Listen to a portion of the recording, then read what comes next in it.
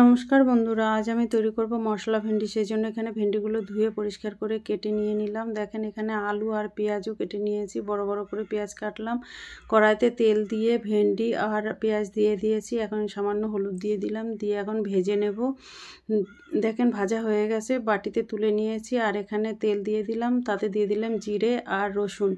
তো জিরে রসুন ভাজা হয়ে গেছে, কিছুটা আলু দিয়ে দিলাম, আলুগুলো একটু ভেজে নিলাম আর দিয়ে দিলাম টমেটো। এখন সব গুঁড়ো মশলাগুলো অ্যাড করলাম। এখানে ধনে গুঁড়ো, জিরে গুঁড়ো, লঙ্কা গুঁড়ো, নুন, কিছুটা দিয়ে দিলাম আমচুর পাউডার, হলুদ দিয়ে দিয়েছি। দিয়ে কিন্তু মশলাটা দিয়ে ভালো করে নেড়েচেড়ে কষিয়ে নিলাম আর দিয়ে দিলাম ভাজা পেঁয়াজ আর ভেন্ডি দিয়ে আরেকটু কষিয়ে নিচ্ছি। দেখেন কষানো হয়ে গেছে, দিয়ে দিলাম পরিমাণ মতো জল দিয়ে একটু ঢেকে দিলাম। দেখেন ঢাকনা উঠিয়ে আবার দেখে নিচ্ছি, আলুটাও কিন্তু বেশ ভালো গলে গেছে, আর একটু শুকিয়ে নেব। দিয়ে দিলাম একটু গরম মশলা।